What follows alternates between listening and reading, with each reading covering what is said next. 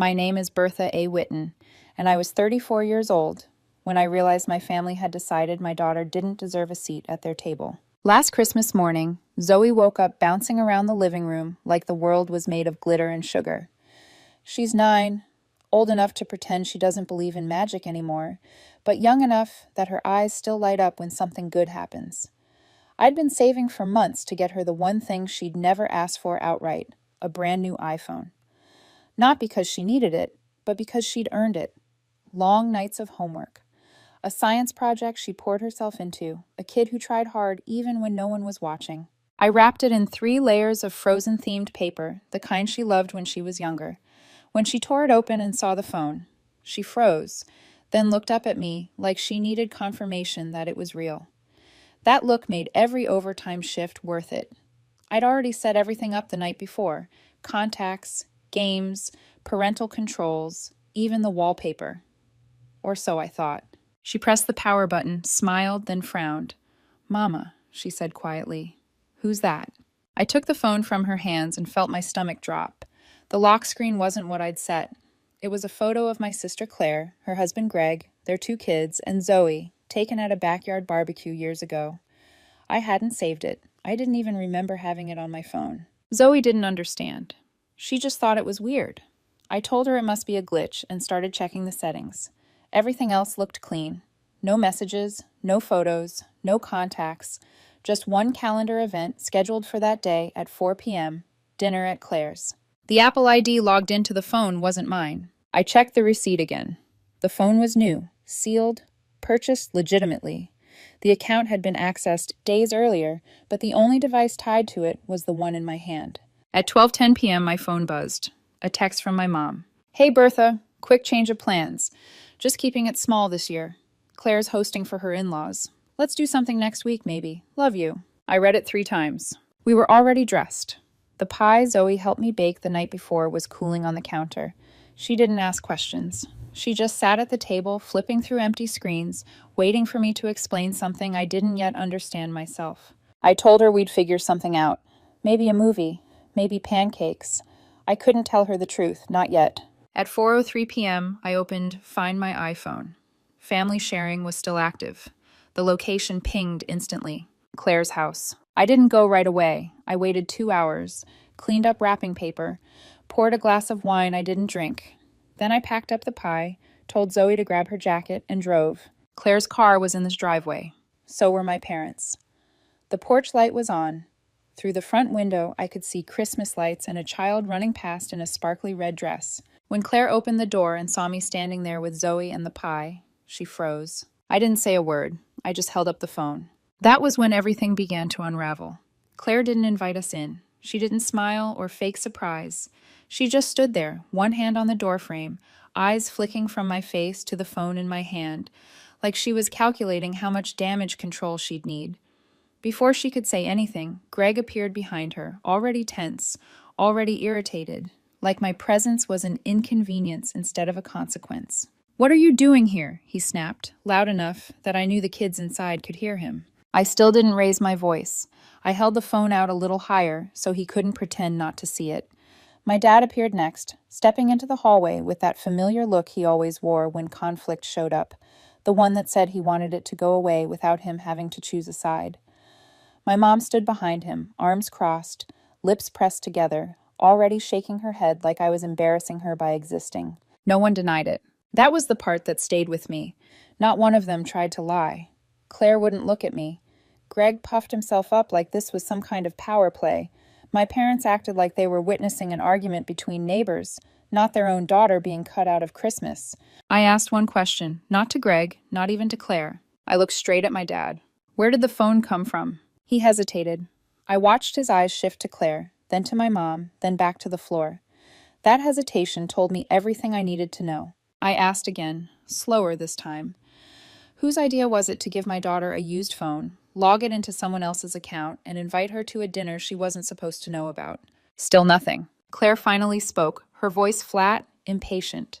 She said it was just a mix-up, that I was blowing things out of proportion, that maybe Zoe misunderstood what she saw. She actually said that, like a 9-year-old had orchestrated this entire thing herself. Greg stepped forwards then. pointing at me, telling me I was causing a scene in front of the kids, that it was Claire's house, Claire's rules, that I didn't get to just show up and ruin their Christmas. That was when I felt Zoe shift beside me.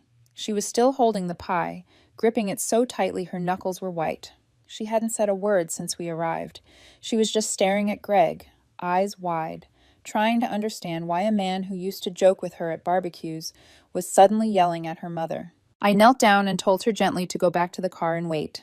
She nodded without asking why and walked away, carrying the pie like it was something fragile. As soon as the door shut behind her, I told them I was taking the phone to Apple the next day, that I'd report it, that I'd trace the Apple ID. That was when the panic finally surfaced. Greg exploded, shouting that I was being dramatic, that I was trying to start trouble, that I always thought I was better than everyone else. My dad grabbed his arm, trying to pull him back. My mom stayed silent, her face unreadable, like she'd already decided none of this was her responsibility. Claire looked at me then, really looked at me, and said, "You didn't have to come here." I turned around and left. Instead of going home, I drove Zoe to a 24-hour diner. She had pancakes and chocolate milk. She laughed when the whipped cream came out shaped like a snowman. I smiled back, but my mind wasn't there anymore. Something had shifted, something final. 3 days later, I found out why. My cousin Jenny called me, her voice nervous, like she wasn't sure if she should even say it.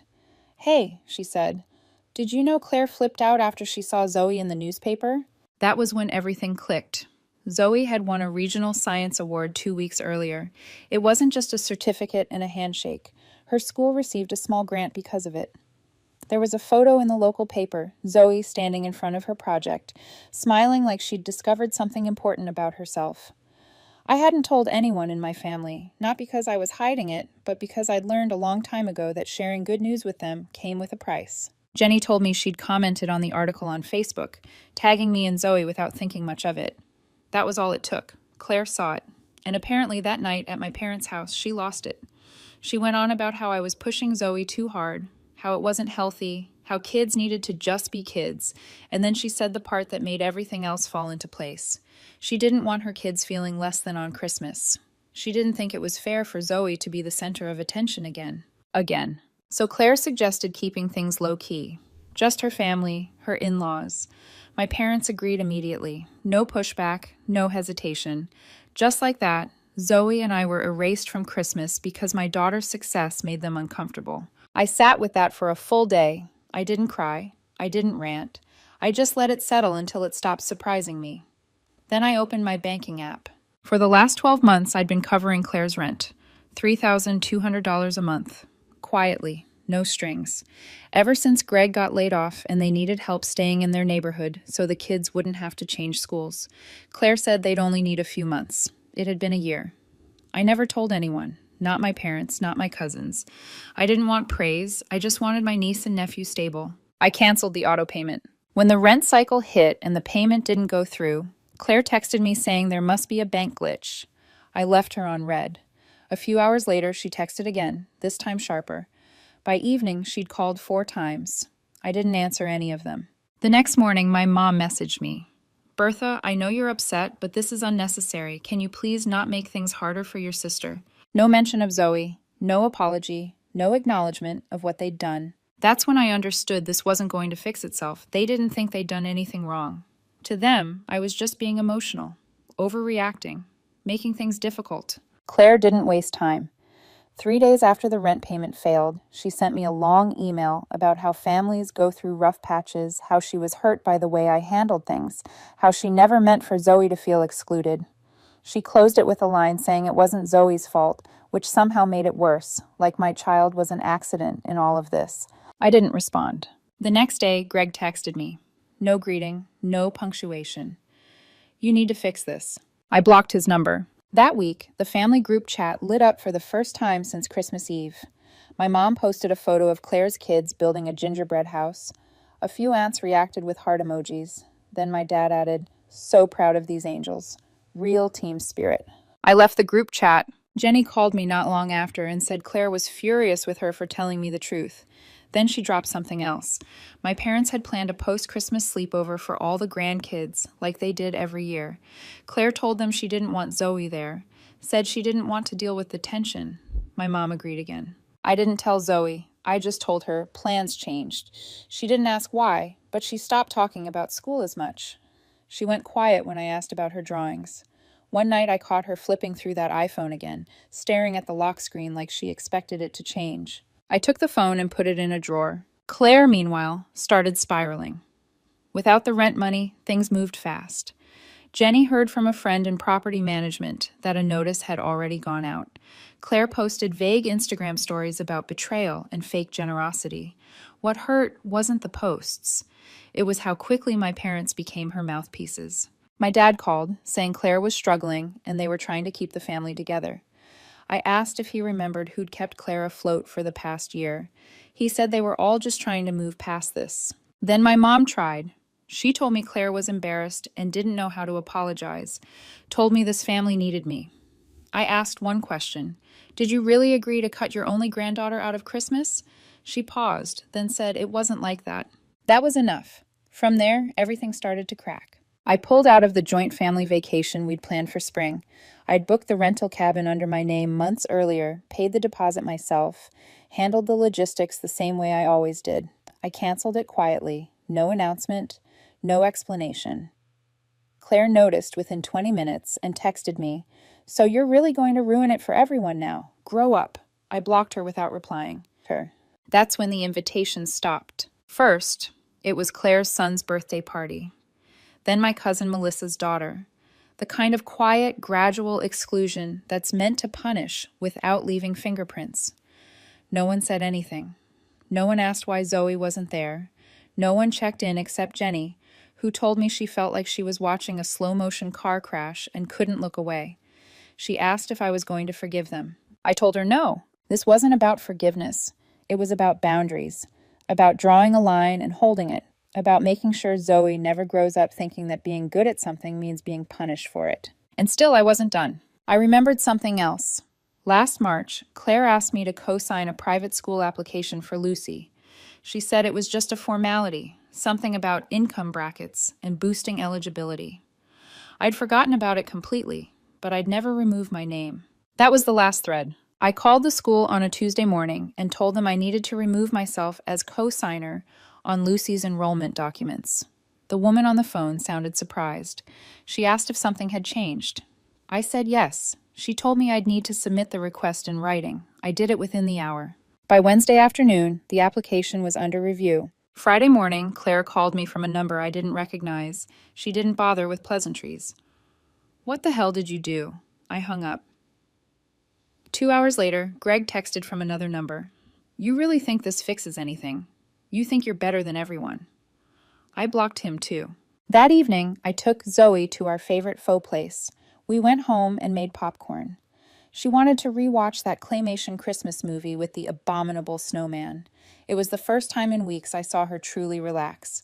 She curled up next to me and fell asleep before the credits rolled. The next morning, I opened my front door to grab the newspaper, and there was an envelope on the doormat. No stamp, no return address, no handwriting. Inside was the same photo from Zoe's iPhone. Claire, Greg, their kids.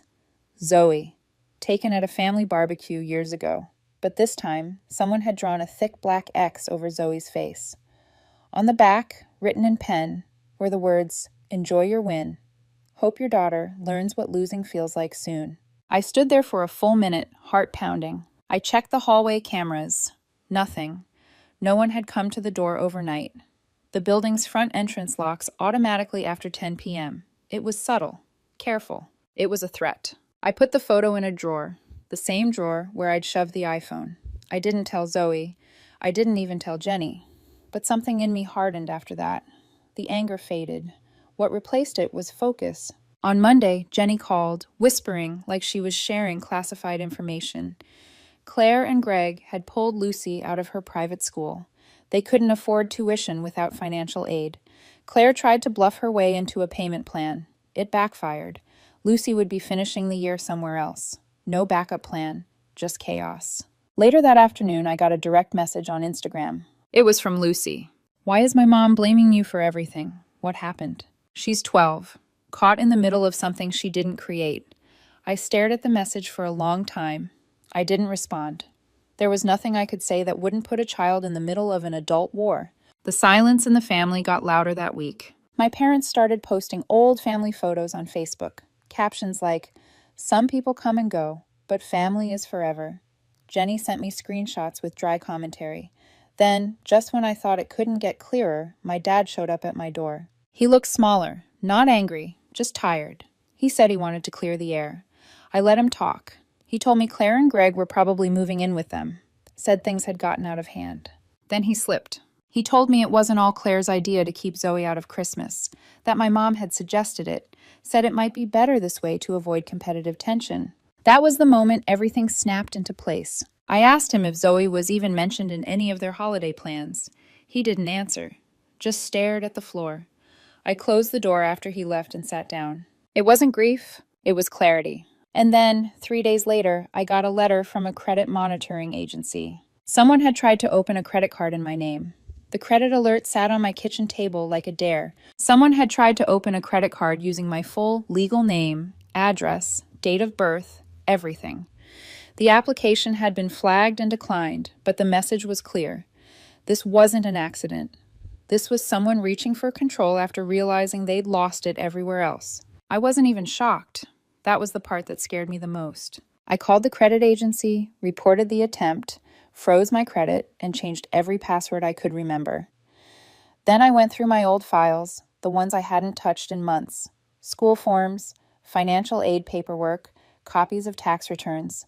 And there it was, a scanned document from the private school application I'd co-signed for Lucy the year before. My information, my signature, everything anyone would need. Only 2 people ever had access to it, Claire and my mother. I thought about filing a police report. I had enough to start an investigation, but once I crossed that line, there would be no going back. Not for them, not for me, so I waited. 2 days later, I got an email from a man named Vic, the landlord of Claire's building. He said he was reaching out because Claire listed me as an emergency contact. Rent was over 30 days late. Formal eviction proceedings had begun. He wanted to know if I'd be stepping in like I had before. I stared at the screen, then typed one sentence. "Do not contact me again. Remove my information immediately. I am not responsible for her." No signature, no pleasantries. That was the moment it truly hit Claire that I wasn't coming back. That night, my mom called. I didn't answer.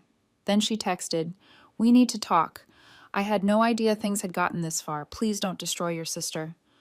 Destroy, as if I'd been swinging an axe instead of closing a door. A few hours later, Claire posted on Facebook a long public post about family betrayal, false generosity, and people who pretend to help just to punish you later.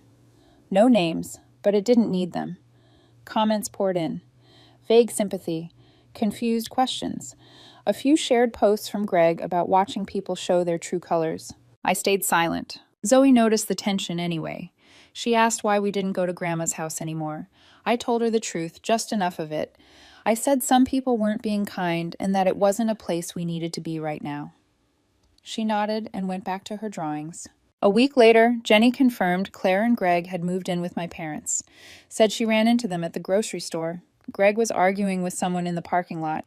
Claire pretended not to recognize her. Then the calls started again. My mom, my dad, messages about sitting down like adults, about not letting money ruin relationships. That one made me laugh. The final straw came from Zoe's school. The guidance counselor called to say there'd been a situation with another student, Lucy. She'd been telling kids that Zoe bragged too much, that she was mean. There'd been a lunchroom argument. Zoe ended up sitting alone. It wasn't severe yet, but it was enough. I sat Zoe down that night and explained calmly what was happening without blaming anyone. She listened, then said one thing that told me I was doing the right thing. I don't want to be like them. That night, I opened a blank document and wrote everything down. Every rent payment, every bank transfer, the phone, the photo, the credit card attempt, the school withdrawal. I wasn't planning to publish it. I just needed the truth in one place. The next morning, I called my lawyer. Not to press charges, not yet, just to start the process of legally removing Claire from anything tied to my name and making sure Zoe was protected. Airtight. Then I blocked every remaining number. I wasn't done out of spite. I was done because the fire had already taken enough. The next time I heard about Claire, it wasn't from her or my parents. It was from Jenny, who sent me a screenshot with no commentary.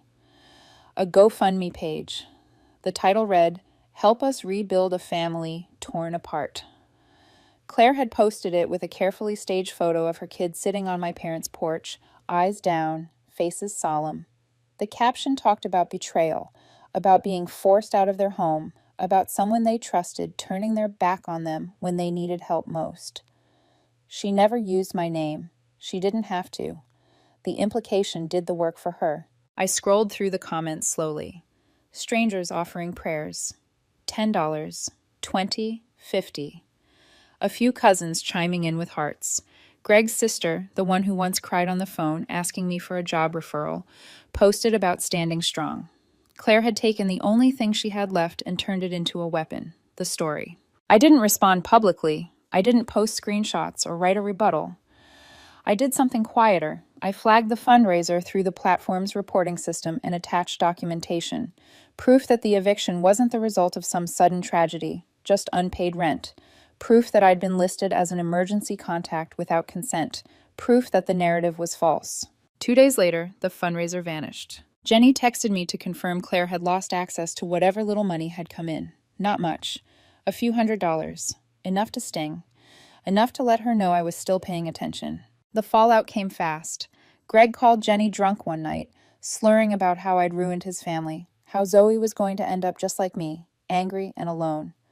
Jenny hung up on him. She didn't call me afterward. She didn't need to. A few days later, I got a letter in the mail, handwritten, purple ink on lined notebook paper. It was from Lucy. She wrote that she didn't understand why everything had turned out this way, that she missed Zoe, that her mom told her to stay away, but she didn't want to. She asked one simple question at the end, "Can I still be her cousin?" I cried reading it, not because it softened my resolve, but because it reminded me how far damage spreads when adults turn love into competition. I didn't respond, not because Lucy didn't deserve kindness, but because pulling a child into this mess wouldn't protect either of them. On a quiet Sunday morning, I packed everything into a box. The iPhone, the photo with the black X, the credit alert, the school letters, the documentation. I sealed it and put it into storage, not as evidence, as closure. Then I changed my number, closed the old family email, blocked every account that ever tried to drag Zoe into their chaos. I stopped sending birthday gifts, declined every invitation that filtered through mutual friends. I didn't attend funerals or retirements or milestone dinners. Eventually, they stopped trying. If you're wondering whether I ever felt guilt, the answer is no. Because when a family decides a child's success is something to compete with, when they decide exclusion is an acceptable tool, when they go so far as to weaponize generosity and silence, the right response isn't confrontation. It's absence. I didn't burn anything down. I walked away while they were still holding the matches. And that's how I protected my daughter.